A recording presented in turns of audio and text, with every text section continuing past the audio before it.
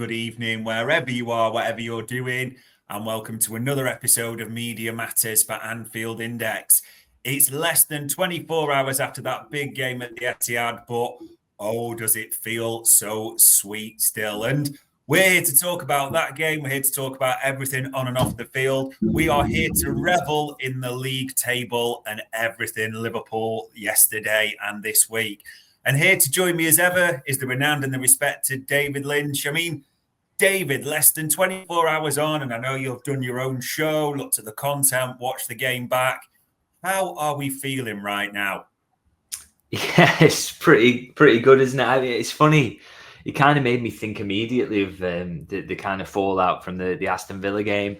Yeah. The kind of, the feeling amongst some supporters that the sky was falling in. And it only ever felt, the reason you can kind of you felt like you could kind of take a point in that game and the Everton draw as well. There was disappointing elements there. But the reason you felt it wasn't that bad is because Liverpool was still in this position whereby if one match week went in their favour and Arsenal lost and Liverpool won, then it was basically that, everyone would look at it and feel that the title was over. And so, we were only ever one match week away from that happening. And of course, here it is. And it feels all the more significant, not because, because Arsenal lost at home to a side that is much lower down the league. And obviously Liverpool went to Man City, and there's a symbolism there, isn't there, of going to the reigning champions and getting the win. So, it feels like an absolutely massive weekend, really, and one where Liverpool are, you don't want to say it's done, but it kind of is, isn't it, really? Like they'd have to be one of the all-time great collapses and also one of the all-time great runs from a very, very injured Arsenal team to sort this out now. So, a hugely significant weekend, and just massive for Liverpool, really. I mean, it seems crazy when you think about it to almost rewind back to before 3 o'clock on Saturday and what people would have envisaged. But as we look at it now, I mean, there is an 11-point gap. I mean, even on the screen, for those who aren't got the YouTube experience, it's great just seeing 64 points for Liverpool, 53 for Arsenal. Arsenal have played a game less, but there is an 11-point gap there. And I think for those who didn't hear it yesterday, it's probably worth getting the thoughts of the travelling cop and their assessment of where it sits right now.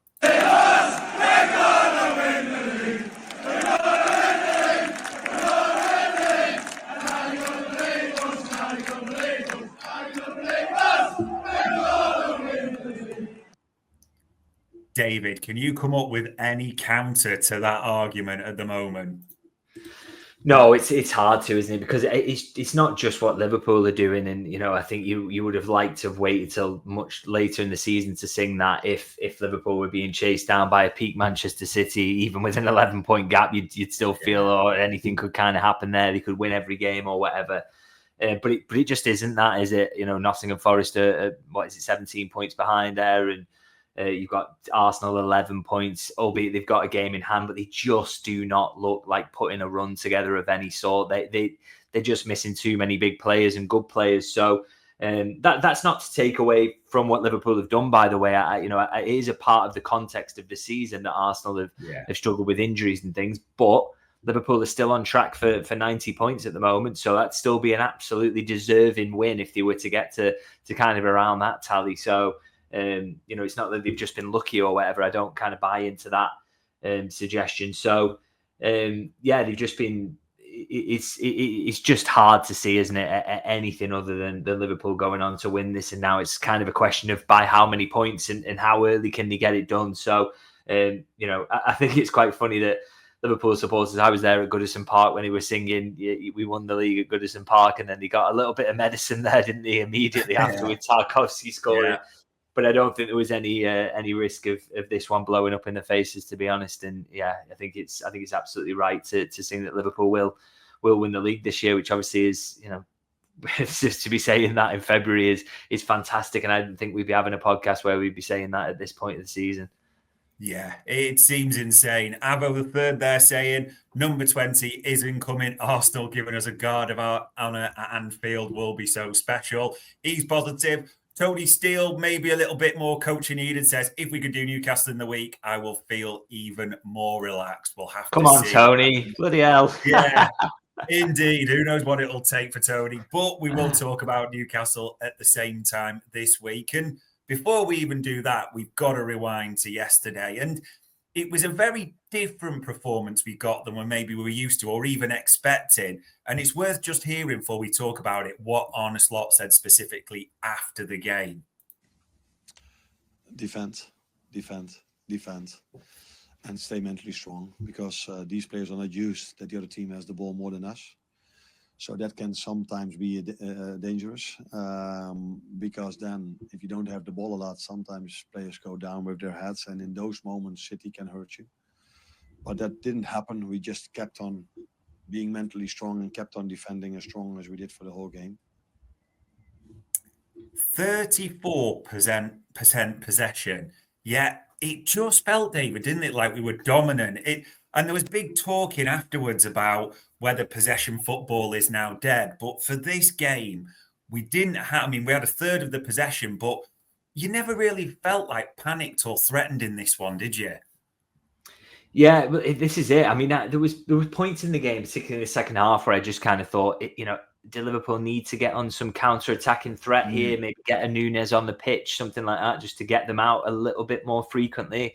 Because you felt like if City kept having the ball and kept kind of dominating possession, that they were going to create something just by sometimes a bit of luck, the ball dropping or whatever. But I think Slot just got it absolutely spot on in that he felt that they were, Liverpool had good coverage for what they needed, because City didn't have a focal point physically, did they? They didn't have the ability to create that carnage in the box like, say, Everton and Aston Villa did from set pieces or deliveries from wide. They just don't have that kind of physicality throughout the team. So it's much easier to manage that dominance of possession and then being around your box and being able to get the ball away. So, this is why I'm not a football manager. This is, like I say, I was thinking about getting a bit more counter threat on, but from that point onwards, Liverpool just did not look threatened. I mean, City have 16 shots, don't they? So they dominate the shots, but they create, 0.6 something in terms of expected goals. So the quality of those opportunities is so low. And that just shows a really, really good defensive performance, not just from the back four and the goalie, but the team as a whole. They just completely looked in control. And I think it's really fascinating, actually, because I thought, you read stuff about Arne Slot before he comes, and people who've watched a bit of his Feyenoord, and you presume they know a bit more about the manager than you do. But it was kind of, he got talked up to me as a kind of Guardiola disciple, and he's got the same principles. And I've not seen that in the slightest since he's been here, to be honest. I mean, I know Liverpool have been possession dominant in a lot of games and the attack in a certain way, and you think, but it's not. There's more elements I see of kind of, he's kept a lot of Jurgen Klopp style knocking about for a lot of the games Liverpool are dominant in. And then yesterday, which we've not seen before, but is another string to his bow, that was Mourinho-esque. It really was. I think, the way that, and people kind of took that as a bit of an insult when I said it, because they only think of latter-day Mourinho. But I mean Mourinho in 2005, when he was like, if they went 2-0 up, the game was over. You were done for, because they would not concede chances. They wouldn't concede any shots. And Liverpool were like that yesterday. Just unbelievable example of how to hold a low block away to a quality opponent. And, I think Liverpool would have been more flexible based on the game state. They could have been more attacking if they'd needed to. But you go 2-0 up after 37 minutes away at the Etihad, and it's like, well, let's just hold it, because we're capable of doing it. These haven't got the threat. And, I'm saying that they've not got the threat, but obviously Haaland is a miss. But City did also score 3 goals against Real Madrid over 2 legs recently. So, there is quality in terms of their attacking there. So it's just interesting, because I kind of thought he was going to approach this in terms of, let's go for a basketball match. Let's just have as many transitions as possible, and we will win that contest, because City is struggling in transitions at the moment. He just went about it a completely different way. Set piece goal, get your second on the counter attack, shut up shop. And I just thought, what an unbelievably flexible, quality coach Liverpool have got. And he just keeps showing it in different ways, and this team keeps showing it can win in different ways. And I just think that's a fantastic string to have in your bow, to be that flexible. Yeah, Polo Mintz there saying, God bless Liverpool FC. And you're right, God bless Arne Slot. I mean, It was the big surprise because when we talked about it in the week, we were thinking who might come into the forward lineup, but it was 4-2-4 out of possession. But the two false tens, which I had to think back, the only time I've really seen him play that was the first game of pre-season. I think it was against Arsenal, his first sort of game officially away. And at that time, it was because there were no forwards available. They were all in the Copa America, wherever they were, the Euros, etc. Did it almost prove that actually, forget if there's four midfielders, this guy can play different shapes at different times. And that is a massive strength, an elite coach there. Yeah, I think we spoke about it at the time and said, it'll be interesting to see whether that is kind of, when he did it in pre-season, whether that's just a case of, he's only doing this because he's got no strikers available. And I think he's just trying to get as many players on the pitch to try and give them an idea of his principles rather than this is the formation we're going to use. But the fact he went back to it shows that he's just about, yes, those principles exist and they're always going to be there in an Arne Slot team. But outside of that this was a genuine shape he felt could work in matches and that Liverpool could use it. And there we are in one of the biggest games of your season is going to that. And it absolutely coming off, really, because I think that was a big part of how Liverpool were defending so well, is because they did have kind of, you were able to go into that kind of 4-4-2 and make it really flat. And you have runners everywhere who will defend and close the spaces if City do work it about you. And then it also worked then because they could spring out on the counter. It just worked really, really well. So he's just tactically a really, really clever manager. And as I say, I'm kind of glad he's not the Guardiola disciple it was made out to be, because if you say that, he's never going to be the same level, is he? You're never going to, if you're going to get a tribute act to Pep Guardiola, it's never going to be like the original.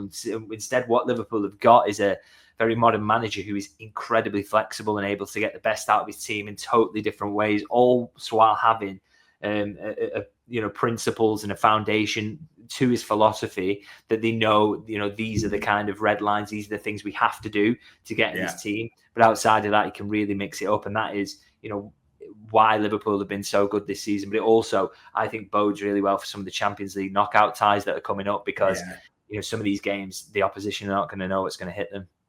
Yeah, can play tight away or just devastate them at Anfield as well. It is looking good. And it is right that Arne Slot is getting a lot of praise today and yesterday. And speaking of players, there's only one place to start. I mean, it's just, we say this on repeat, and we're saying this, people, we cannot be blasé about this. Mo Salah, the 11th game where he gets a goal and assist. I mean, 27 appearances in the Premier League, 41 goal involvements, 25 goals already in that competition. I mean, 30 in all. It's actually insane what Mo Salah's doing right now, David, isn't it? Yeah, I genuinely don't know what to say anymore.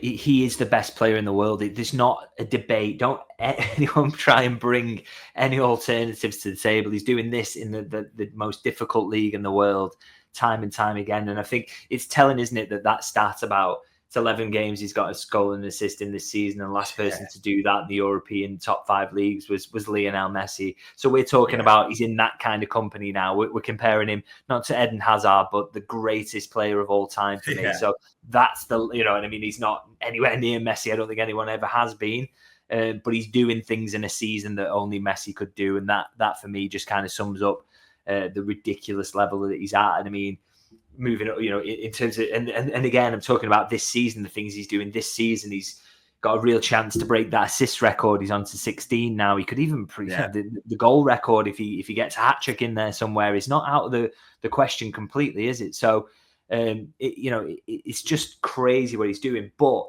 it's also not just this season either. He's been consistently doing mad things for Liverpool for a long time, to the point at which he's now the 3rd-time all-time top goal scorer for Liverpool Football Club. And this is Liverpool. They're top scorers, over years of winning leagues and Champions Leagues, and one of the most historical clubs in world football, in one of the hardest leagues in the world.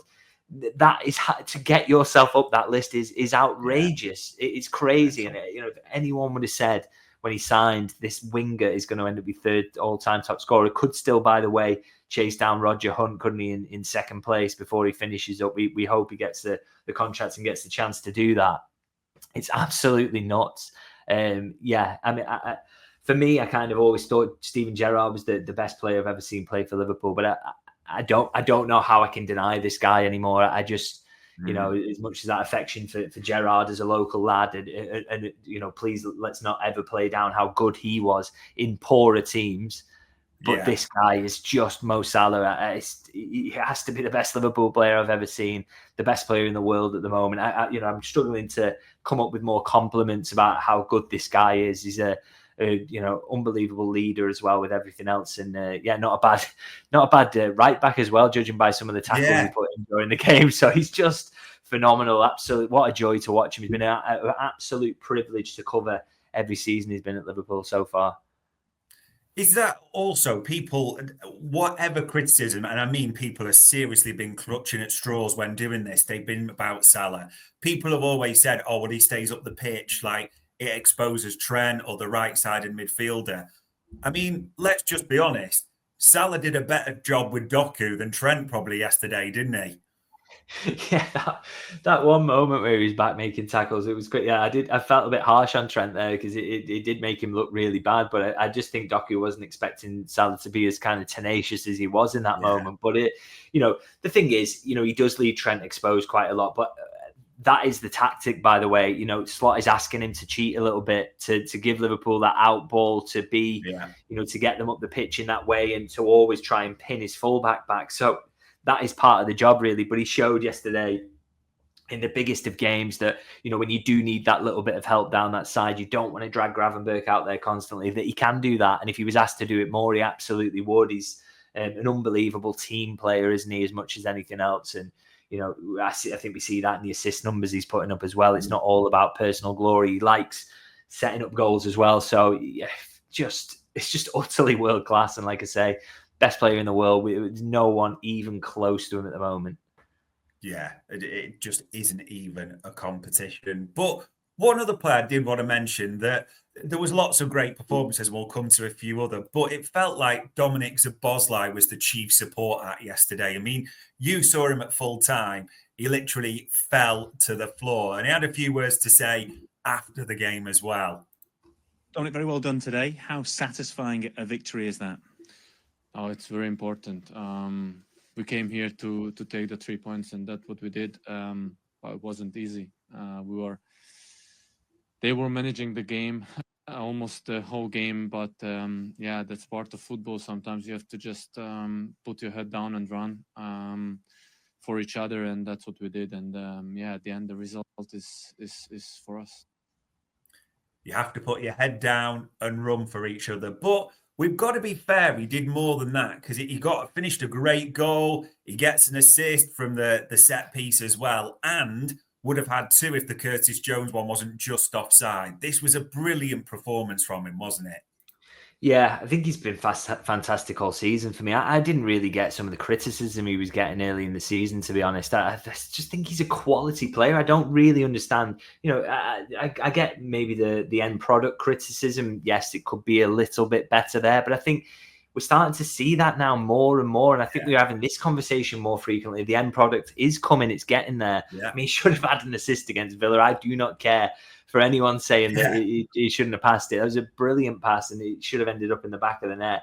He gets obviously the goal and the assist here, and then he should have had another assist as well. Very unlucky with a marginal offside, and you're getting that now. All that end product, him showing all the quality that he's got, plus the fact that he's, one of the most tireless runners we've seen in a Liverpool shirt. I mean, he does everything Jordan Henderson did, didn't he, in terms of getting about the pitch. And covering ground and covering any gaps. He's just absolutely so selfless, really. And you see how much he puts into it. By the way, he looked at full time. He could barely talk, couldn't he? So, you want people like that in your team, don't you? He's another one who's got kind of leadership qualities as well. And we see that for his national team. He will lead by example, and he will run and run and run for you. But he's also got incredible quality as well. So that's a really, really nice mix. And I really like him as a player. I have done, since day one, really. And I think, he's had dips at times in his Liverpool career, but for me, a lot of the criticism has been way over the top, really. I think he's a world-class player now. And I think he's going to get better as well. You forget he's only 24 years old. I think there's a lot more to come from him. And you think, you think about the trajectory Steven Gerrard went on in terms of his output, much later in his career started to just score goals, didn't he, out of kind of nowhere and score them consistently. I think Szoboszlai will do this similarly. I think he's just going to keep adding more and more end product as he gets better and better, and he learns more. He learns more about the timing of his runs, because the quality of his ball striking, it just can't be debated. So, and he's 2-footed, and I think he's got the legs to get into the box as well. So I think we will see more goals and assists from him as he goes on throughout his Liverpool career. But he's doing enough at the moment, that's for sure.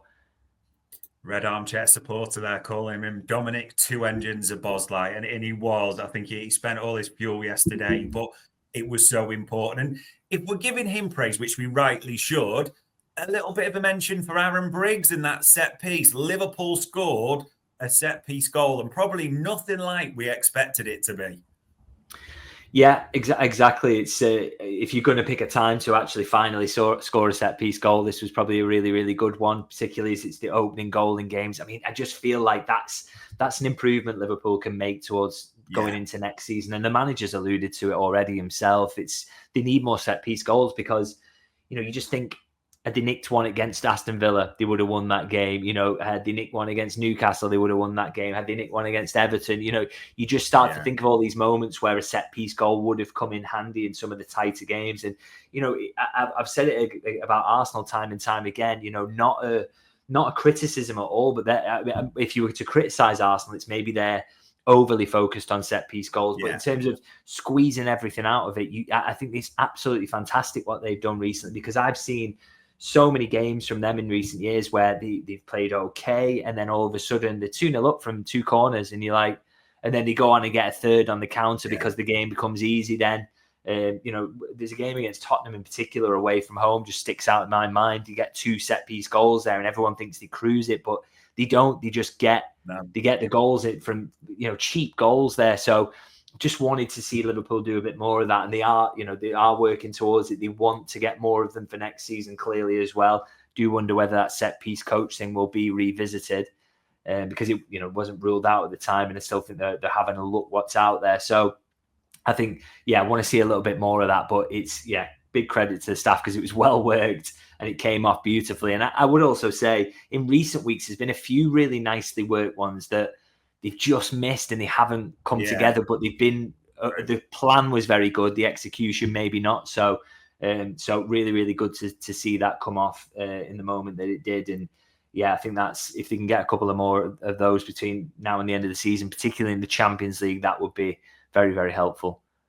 Yeah, and you're right, contributions. That moves the Bosley on to 6 goals and 6 assists, so 12 in all competitions. And it's funny because he talked about 20 when he first came was in 10 goals and 10 assists. And then last season, he said he maybe shouldn't have said it. He's not a million miles away from it. So we'll see what number he ends the season on. And as much as we've talked about the goal scorers, the assist makers, these two at the back yesterday, you knew you were going to need VVD and Konate to be at their absolute best to beat City. They just couldn't find a way through them, could they? They were impregnable yesterday.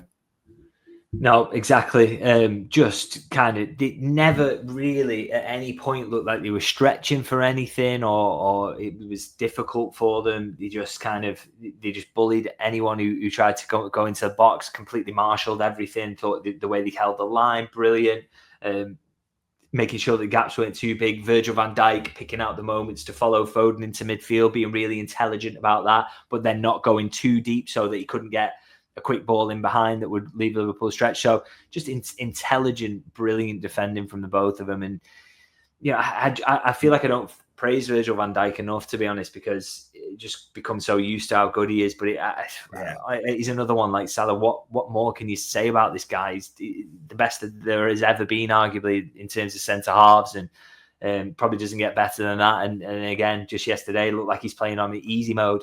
It's like, I thought that was a great quote from Carragher actually about him, in terms of it's almost like there should be another level of football he has to play at to test himself, because this is too straightforward. And again, I thought yesterday we kind of really sort of kind of lent into that kind of suggestion, didn't it? It was very, very easy for him. Yeah, they just literally looked a class apart. And if there's any doubt that VVD is the best centre-back in the world. We know the Premier League and Europe. Maybe his closest runner-up is Canate at the moment because he looks back to form since he's come back from injury. And yeah, it's just so much to like. I suppose the only other things to take away from that, and always it's good to get a mention of other players. Was it interesting for you that we've talked about maybe Slot not always trusting certain players, but he was prepared to bring on Simicast and Endo for a good period of the game there as well to see it out? Yeah, important to see that as well, because I think Robertson's been asked to do an awful lot recently, hasn't he? And you need to protect him. I've no doubt he'll probably be in the starting 11 on Wednesday again. So, you need to kind of look after him. And Endo, I think there's been a growing trust there of late, hasn't there? I mean, he really must regret not bringing him on against Everton. I really think that, because you see the fact he's used him in the last couple to see out games, or the last few. He's come on in that last 20 minutes to see them out. I think it sort of shows you that there's a growing trust there. Whether that, becomes a start at any point over the next few weeks, we'll kind of have to see. Maybe not, but he's a really, really good sub to bring on and see out games. And again, I thought he was excellent when he came on yesterday. I thought Simicast did well. I can't believe they were shouting for a back pass after he booted that one up in the air. It was quite funny, but yeah, I thought both of them did well, and that's helpful because Liverpool are in this crazy run at the moment, aren't they? And they need to kind of get some freshness into the players whenever they can. So being able to sub a couple off was helpful. Yeah, if that back pass was intentional, we wouldn't be looking for a new left back in the first place, just to sort of put it in context if he had that skill. But yeah, so much to like yesterday on the field. And we turn, as we ever do, to what's off the field, the stories there. I mean, this still sounds crazy to say, but we know Arne Slot and Sipke Husloff accepted the charge. The matter's now back with the FA. Is there a real chance still that, I know it's Monday now, but on Wednesday night we could be watching Johnny Heitinger's Reds? Does that still seem possible? Yeah, I guess Liverpool will kind of be hoping that this does get resolved by then, because obviously there's a little bit of a risk there that the Carabao Cup final comes into play. Yeah. So they'll be praying really that they hear something that today. I mean, maybe today will be the day we actually hear something about that kind of close of play. So it's worth kind of keeping an eye on.